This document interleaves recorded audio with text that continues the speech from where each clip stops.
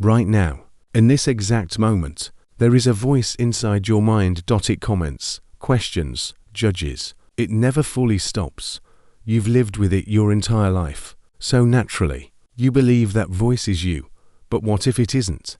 What if the voice you hear is just something you are aware of? And if you are aware of it, then who is the one listening?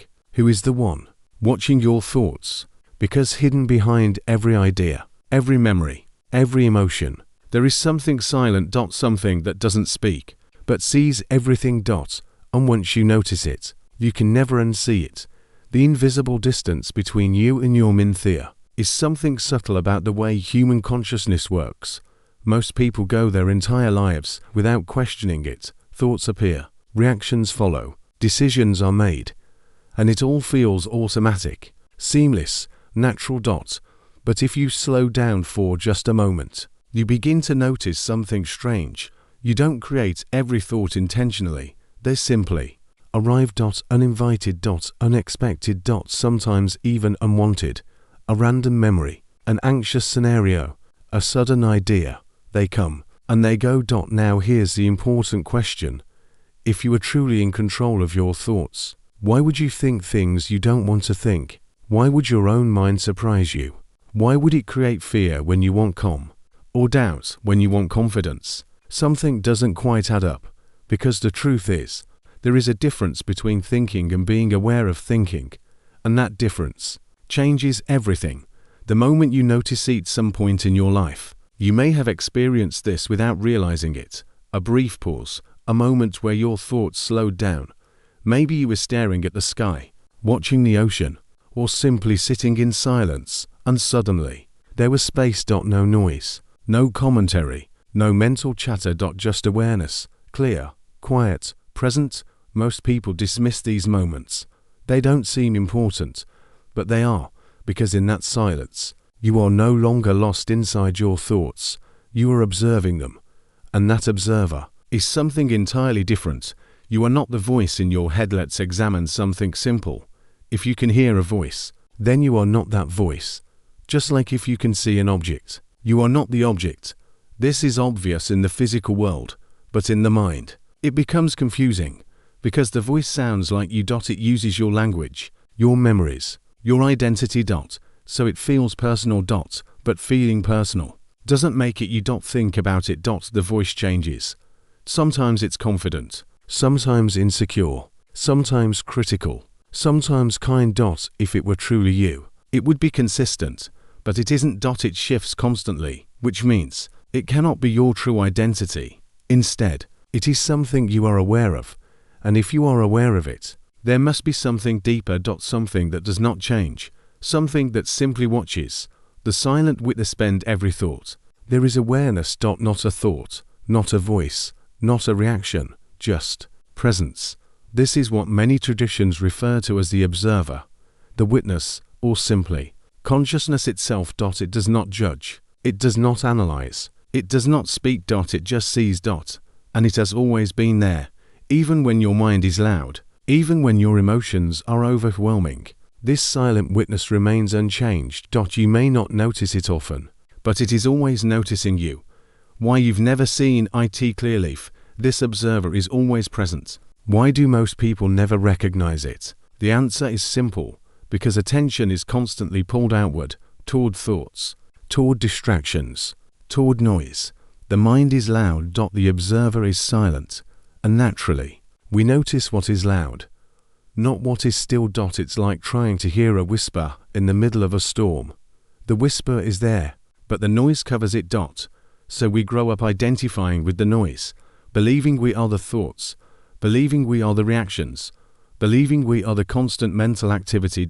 And in doing so, we overlook the one thing that never changes, the sky and the clouds. There is a simple way to understand this. Imagine the sky. Now imagine clouds moving across it. The clouds are constantly changing. They appear, shift, disappear. Some are light and soft.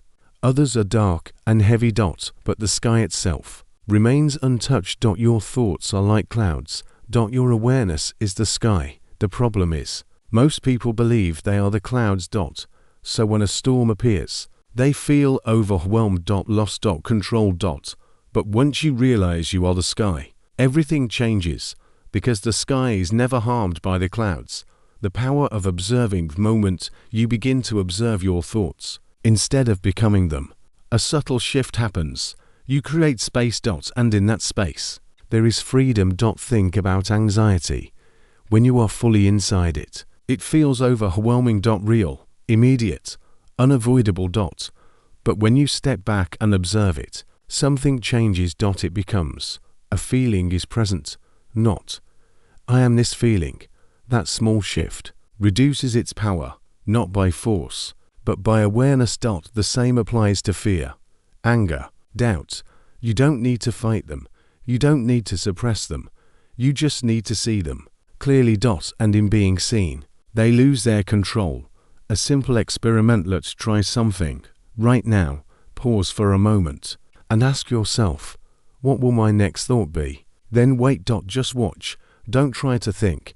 Don't force anything. Just observe. Notice what happens. For a brief moment, there is silence, a gap, a space where nothing appears, and then suddenly, a thought emerges. Now ask yourself, did you choose that thought, or did it simply arrive? And more importantly, who noticed it arriving? That awareness is what we are pointing to. The illusion of control. Only of the most unsettling realizations is understanding that you are not in full control of your thoughts. They arise on their own. They follow patterns. They react to memory, environment, emotion. But they are not fully directed by you, and yet you experience them, which means you are not the source of every thought. You are the space in which thoughts appear. And that changes the entire structure of identity. Because if you are not your thoughts, then who are you? The fear of letting go. At this point, many people feel uncomfortable. Because if you are not your thoughts, then what are you holding on to? Identity starts to feel unstable. Uncertain. And that can be frightening. But here's the truth. You are not losing yourself. You are discovering what was always there. Beneath the noise, the observer is not empty. It is full. Full of awareness. Full of presence. Full of clarity. And unlike thoughts, it does not come and go. Living as the observer. So what happens when you begin to live from this awareness? Nothing dramatic at first, but subtle changes begin to appear. You react less impulsively. You observe before responding. You notice patterns in your thinking. You become less attached to every passing idea. And over time, something deeper emerges, a sense of calm. Not because life becomes easier, but because you are no longer lost inside every experience. You are present with it. The world doesn't change. The external world remains the same. People still act unpredictably. Situations still shift. Challenges still arise. But your relationship to them changes. Because instead of reacting automatically, you observe. And in observing, you gain choice. That is where real freedom begins. Not in controlling the world, but in understanding your experience of it. The final realization at the end of all of this, there is one question that remains. If you are not your thoughts, and you are not your emotions, and you are not even the voice inside your head, then what are you? Close your eyes for a moment. Notice what is still present, even when everything else fades. No thoughts. No labels. No identity.